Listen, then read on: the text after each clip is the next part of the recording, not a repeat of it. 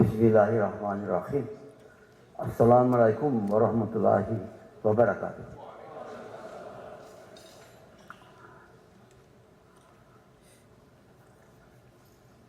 Jumlah penduduk di dunia ini sudah berkisar 7 miliar orang. Kebijaksanaan seseorang atau manusia tergantung dari masukannya. Karena itu ada pepatah bahasa Inggris yang mengatakan garbage in, garbage out. Secanggihnya manusia itu, kalau masukannya itu salah semua, outputnya salah, keliru.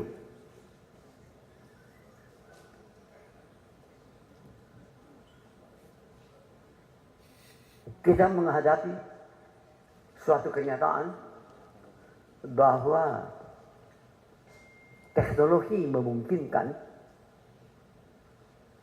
masuknya kejadian-kejadian di ruangan kehidupan tiap masyarakat tanpa bisa dihentikan. Masukan-masukan itu merupakan informasi yang benar-benar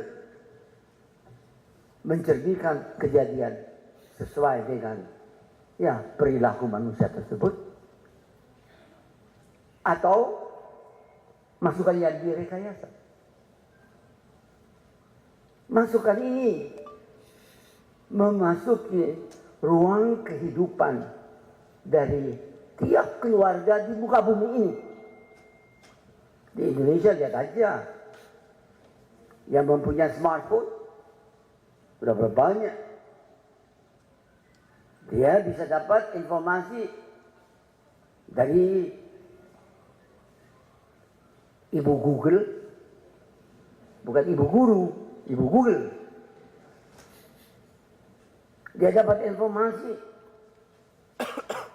dari YouTube, dari mana saja. Tidak ada yang salah.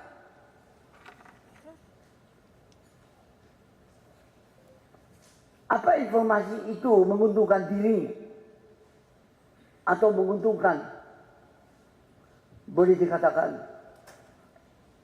keluarganya atau masyarakatnya, itu soal lain. Saudara-saudara, kenyataan PBB yang didirikan oleh negara-negara waktu berakhirnya Perang Dunia Kedua, kalau dipelajari hanya mengandung unsur hak asasi manusia. LSM yang memperjuangkan dimanapun human right, hak asasi manusia, tapi hak harus diimbangi oleh kewajiban. Siapa memperjuangkan kewajiban asasi manusia? Siapa?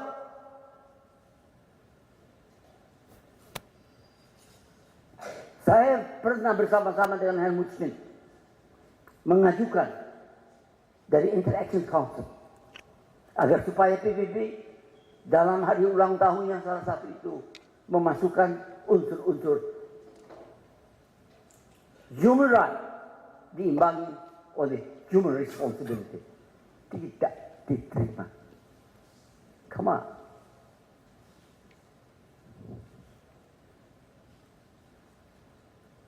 Mikir, mengapa? Karena sistemnya pun itu sudah tidak mencerminkan keadaan sebenarnya. diberikan veto kepada beberapa negara dan sebagainya. Sedangkan masalah-masalah yang timbul di dunia itu, siapa yang membuatnya? Ada manusia. Manusia itu satu-satunya yang membuat masalah.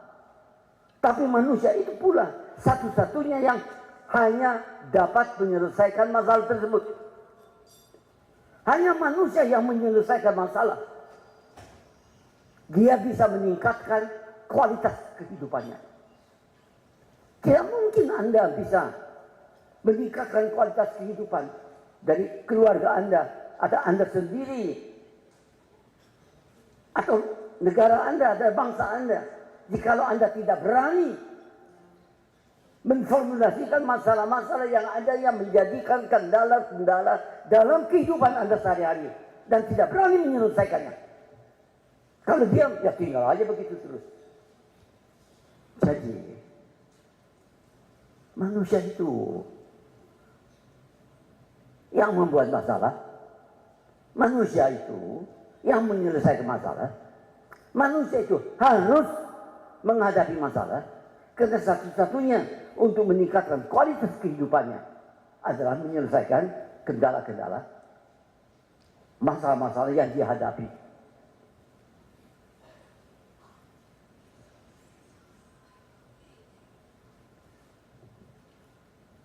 Karena itu,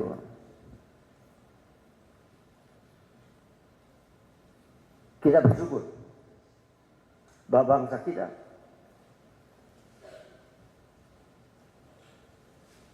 masih besar, masih menyatu. Saya sering ditanya, berapa lama Pak? Apa tidak dikacaukan oleh keadaan? Enggak tuh saya. Sekarang alasannya.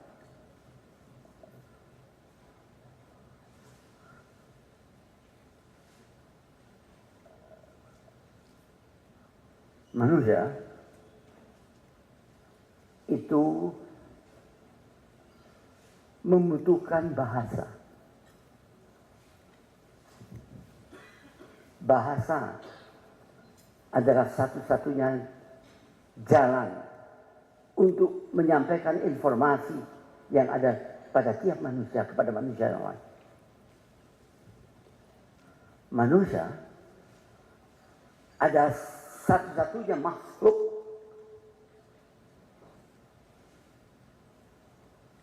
hidup di bumi ini yang memiliki kemampuan untuk menerima masukan, menyelesaikan secara rasional, mengambil kesimpulan. Kalau tidak ada teorinya, mengembangkan teorinya. Tapi yang hebat lagi, apa yang dia capai selama 80 tahun misalnya, atau saya usianya 81 tahun, oke? Saya mulai berpikir benar-benar, yang katakanlah umur 18, saya masuk THA 18 tahun. Saya selalu darah dagingan seorang insinyur. Saya nggak ngerti itu politik. I'm not interested.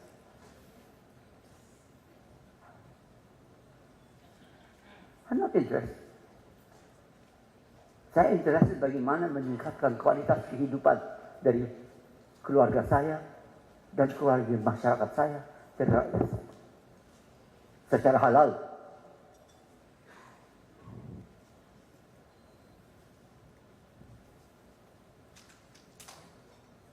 Tapi saya belajar itu 18 tahun. Sampai sekarang 81 tahun sekarang pun masih belajar. Tadi malam saya tidurnya jam 3.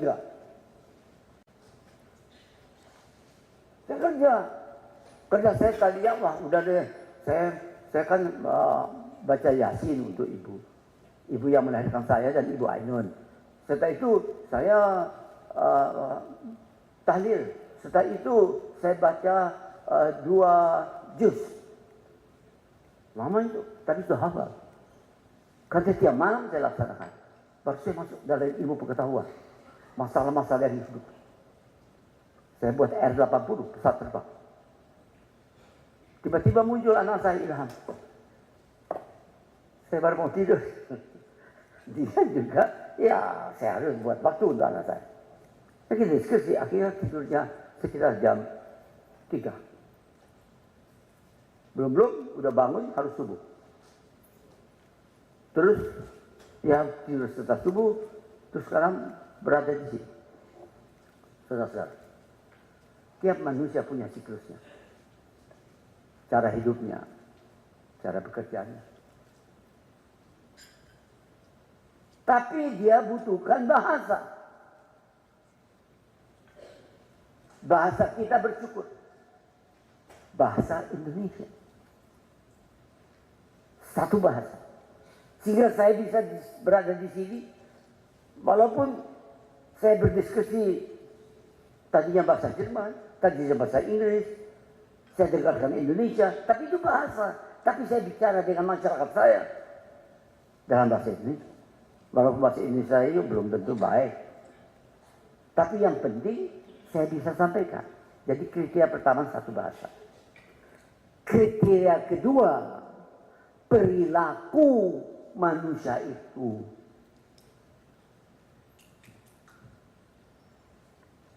Perilaku, produktivitasnya, efisiensinya, daya saingnya, kreativitasnya, bisa membuat inovasi dan berdasarkan perilaku.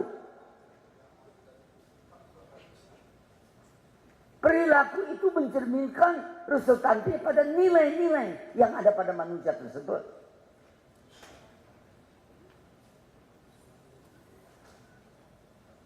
Nilai budaya.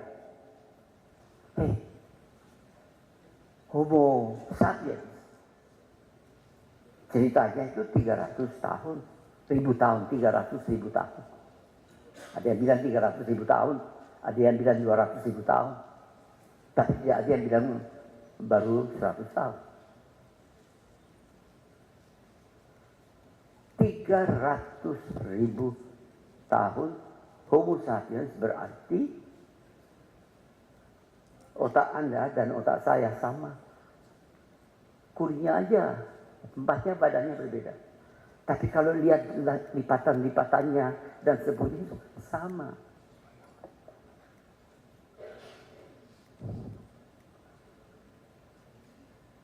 Saya baru di Jerman. Datang, masuk di klinik.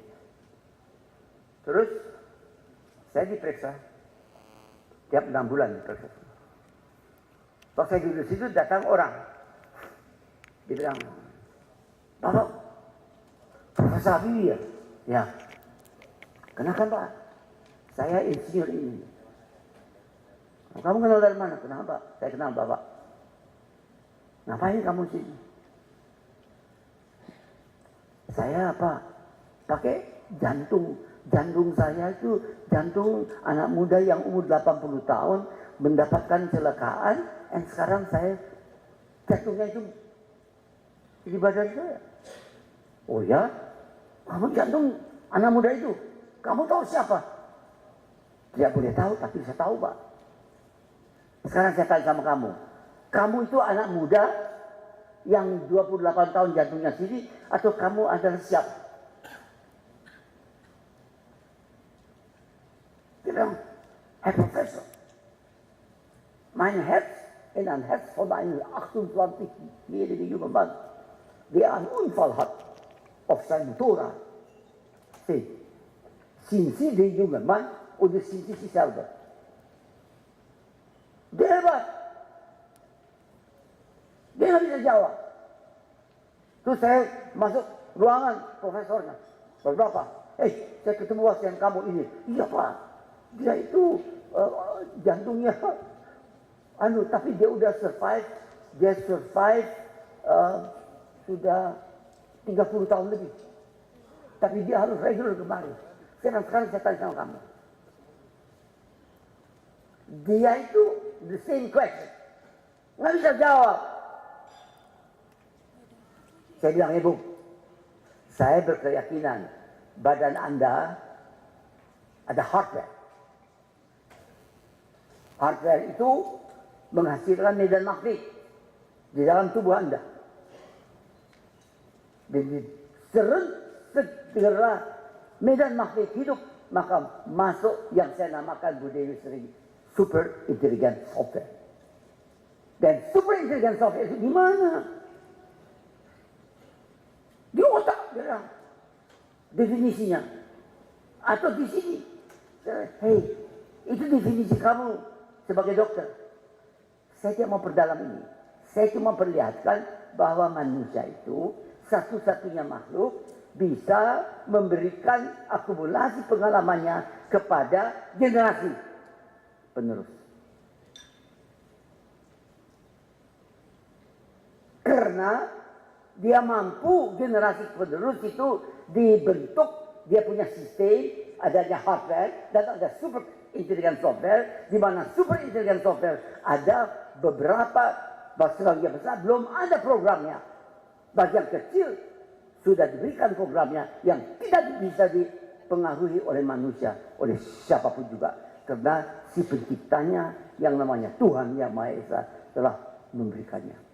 Yang lain tergantung diri-dirinya, tergantung masukan, tergantung informasi. Kesimpulannya itu.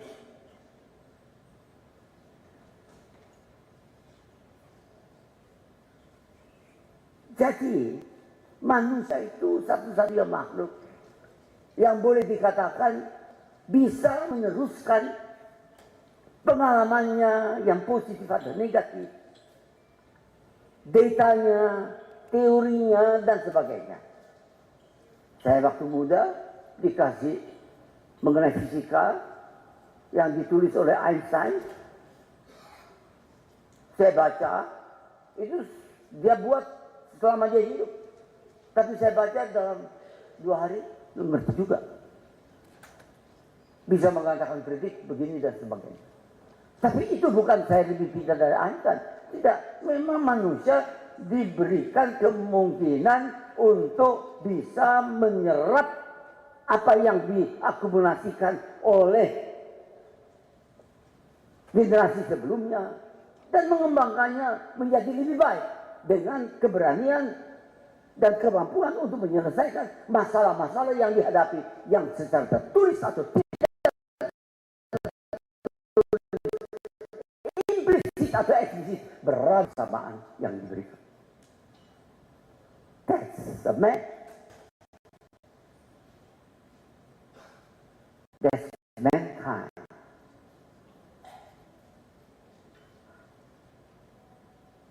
Karena itu saya namakan perilaku. Perilaku yang memberikan nilai-nilai. Nilai-nilai itu tercermin pada produktivitasnya, efisiensi dia bekerja. Tiap manusia hanya diberikan 24 jam sehari, tidak ada yang lebih. Masalahnya what are you doing in 24 hours?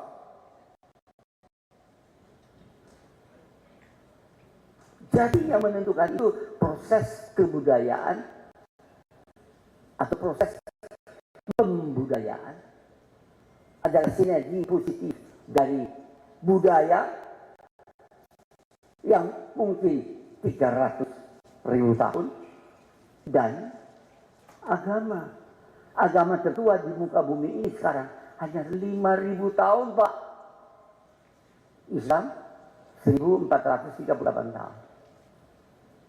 Tidak dibenarkan itu kalau orang pakai kudung, pakai emas, semua ditutup punya mata gitu, seperti orang yang di Timur Tengah. Itu Islam had nothing to do.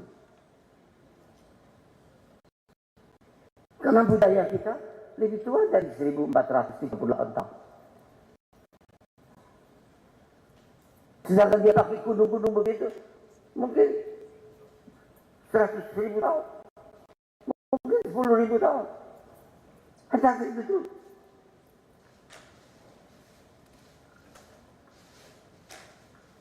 Kalau orang yang berada di Timur Tengah, dia tidak mengenal apa? Hujan. Tidak mengenal awan. Tidak mengenal bentuk. Tidak mengenal kilat. Yang dia mengenal hanya kalau malam hari dia lihat ke atas bintang tak terhingga. Saya rasa itu semua merangsang melahirkan keyakinan adanya Tuhan yang Maha Esa. Menurut teisme lahir di situ. Kalau kita di Indonesia ada guntur, ada kilat, ada gunung meledak, ada banjir. Juga di jalan gitu, tapi akhirnya dia, wah siapa yang menyebabkan ini? Belum ada sains. Dia belum tahu. Karena di situ tidak mungkin lahir monoteisme. Semua itu, saya bicara sedikit mengenai lingkungan. Semua mengenai budaya yang ditentukan oleh lingkungannya. Saya bicara mengenai sains. Saya bicara mengenai kemampuan manusia menyampaikan apa akumulasi pengalamannya. Sekompleks suatu teori pun dia bisa mengerti. Dia bisa dikritik, kok usaha begini, harus begini. Dia bisa akumulasi. Jadi, saya singkatkan pada yang kedua ini namanya nilai-nilai. Values. Jadi bahasa harus satu. Values harus sama. Values yang di Timur Tengah yang tidak mengenal guntur dan kilat dan hujan dan sebagainya. Lain dengan orang yang mengenalnya itu. Lain dengar. Perilakunya juga lain. Nilainya lain. Jadi ini yang kedua. Yang ketiga. Inilah. Harus memiliki political will. Be one nation.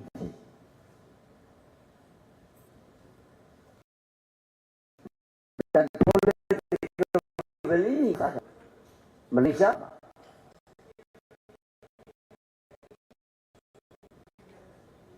nilai-nilainya hampir sama. Political will-nya lain. Dia Malaysia tidak gitu. Dan political will ini menghasilkan sesuatu. Namanya dunianya Indonesia dan dunianya Malaysia. Kita bicara mengenai dunia. Indonesia. Ada political will. Be an Indonesia. Indonesia mendapat pengakuan dari PBB. Dari seluruh pemerintah itu tugasnya untuk melaksanakan pembangunan agar supaya terjadi pemerataan pendapatan, pemerataan dari kesempatan orang berkembang, dan adanya prasarana ekonomi, prasarana pertahanan, dan semua aman. Itu tugasnya. Untuk hal itu dia butuhkan mata uang. Mata uang itu harus dicetak, dibuat oleh sesuatu organisasi yang tidak ada kaitannya dengan kekuasaan. Oh, I have to stop, huh? Oh, I have to make short. Nanti tanya aja ya. Tanya aja, jadi saya stop aja mengenai game itu. Karena ini lama, ini 10 menit. Ini Ibu Dewi ya, itu seperti dibeli kayak anak saya saja. Karena mereka waktu muda ikut dengan saya kan. Nah jadi yang berani, tadi saya bilang yang berani mengatakan you have 10 minutes, hanya 2 ibu. Satu namanya Ibu Ainun, satu Ibu Dewi. Yang lain gak berani. Anak saya sendiri gak berani. Tapi ini berani. It's okay. Ya, tapi ya terima kasih. Boleh ya. Jadi saya mau sampaikan deh. Saya sampaikan sama mereka. Waktu itu Bank Indonesia. Karena Bank Indonesia adalah suatu organisasi yang harus memberi garansi bahwa pemerintah atau rakyat Indonesia memanfaatkan sesuatu yang namanya uang yang berkualitas tinggi. Kualitas berarti nilainya tidak turun, tidak naik. Saya bisa merencanakan long term dengan angka-angka tersebut. Saya bisa memperhitungkan menjadi lebih predictable. Satu, panjang itu. Saya bilang ini singkatannya kesimpulan saya diskusi sekitar itu. Sekarang dia bilang, wah ini itu membebaskan pers. Nah, enggak. Kenapa? Saya baru tahu waktu Pak Harto lengser itu saya dapat laporan ya dari 4 angkatan, dari Pangap, dari Menteri Dalam Negeri, Menteri Luar Negeri, dari keluarga besar Golkar, dari pimpinan MPR, dari pimpinan DPR, 10. Masukannya itu tidak satu match. Bingung dong. Saya bilang, bingung. Biasanya kalau saya dapat itu, saya baca, langsung diskusi, Bu Dewi tahu. Yang kerja saya tahu. Dia di kamera, saya bilang, gini. Di laporannya. Semua. Masalah tim-tim pun saya selesaikan di dia. Selesai. Ini gimana semua? Saya pusing. Jadi marah itu. Masa saya sebelum kirim, kok nggak dijawab? Biasanya cepat sekali. Saya panggil sini. Lihat nih. Nggak ada yang match. Jadi bagaimana jawabnya? Itu saya bilang sama waktu itu bukan bin, namanya Bakin. Kabatinnya. Wah, tinggalnya Pak Adi canggih sih. Pakai komputer semua. Langsung di-scan, langsung bisa lihat. Kita susah, Pak. Wah, ya soal lain. Jadi saya nggak bisa. Terus saya bilang, bagaimana ya? Saya tidak tahu siapa yang benar. Karena garbage in, garbage out. Gitu kan? Apa saya buat? Saya panggil Pak Wiranto, boleh cek. Saya tanya lagi Pak Wiranto. Hei, mulai segera. Tiap orang boleh berbicara, saya nanya saja. Tiap orang boleh membuat surat kabar, tidak usah pakai izin. Buat. Saya buka pintunya. Alasannya, saya nggak bilang sama orang-orangnya. Saya diam, Ainun pun saya nggak beritahu. Alasannya apa? Saya mau tahu mau apa sih kamu? Saya mau cek dia. Kalau saya bilang, saya mau dapat masukan dari Anda, wah direkayasa itu. Saya bilang, oke. Bahaya, bisa kan? Allah, saya bilang gitu. Mau debat, saya presidennya, saya kedudukan. Saya dapat masukan. Masukannya gila. Tuh, cara saya nanya, tidak ada benar lagi. Tapi satu I find out. Ada beberapa kekuatan yang sebenarnya selama saya mengenal namanya politik atau gerakan-gerakan. Karena kebetulan waktu saya mahasiswa, saya juga memimpin gerakan mahasiswa di Eropa. Tapi saya tidak mau main politik. Saya mau melakukan pembangunan, mengisi kemerdekaan. Jadi saya tahu mengenai undang-undang tata terbaik, hafal. Jadi dia bilang, gila ini bertentangan, tapi kok menyatu. Saya pikir, kenapa dia menyatu? Oh, kendalawannya itu pemerintah. Kan Pak Harto belum 24 jam, oh Soeharto dia tembak. Untuk itu dia konsolidasinya tuh. Apa saya harus buat? Tahu apa? Saya bilang protokol, besok hari Jumat, kan hari Kamis Pak Harto lengser, hari Jumat, besok saya mau ketemu dengan Jaksa Agung dengan panggilan. Setelah saya umumkan anggota kabinet. Saya umumkan anggota kabinet, Bank Indonesia tidak ada, Jaksa Agung tidak ada. Datang itu Jaksa Agung dan wakilnya pakai ini.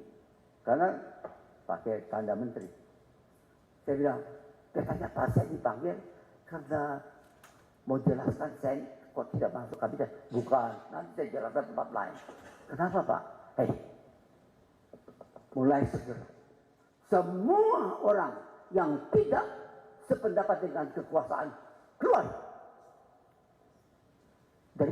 dari penjara. Yang di penjara hanya kriminal yang membunuh.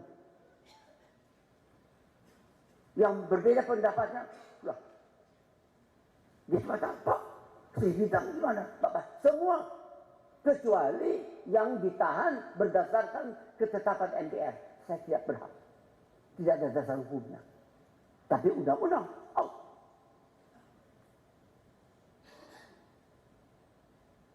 Tahu kenapa? Dia out, Pak Pahan, semua langsung demo lawan Habibie. Saya juga, saya cuma lihat. Saya bilang, kan sebelumnya kalau dia boleh demo bebas. Tapi selama kalau dia berencana mau bunuh saya, silakan. Selama dia belum act, dia tidak bersalah. Tapi kalau dia act, saya punya intel juga. Sebagai yang berkuasa, punya sisi juga kita hadapi. Standby. Tapi jangan kita. Apa yang terjadi? You know what I learned? Dengan melepaskan itu, saya lihat yang tadi bersatu, itu kena saya diam menjadi tanpa disadari mulai bertentangan. Aha, you belong to that, you that. Jadi semua yang satu force untuk menghadapi masalah. Kita semua dengan cara-cara kekerasan begitu, ya oleh mereka sendiri diperintahkan oleh yang harus menentukan. Itu sebabnya. Bukan karena saya mau menjadi hero, menjadi orang yang memberikan kebebasan pers. No. Karena saya diindoktrinasi bahwa bangsa Indonesia harus tetap dari Sabang sampai Merauke satu sepanjang masa. Kalau Anda P4, saya indoktrinasi. Saya di Manila indoktrinasi. Saya tamat SMA 54, Pak. Mesti yang hadir di sini baru lahir mungkin. Atau yang lain belum lahir. Tapi 54 saya tamat SMA.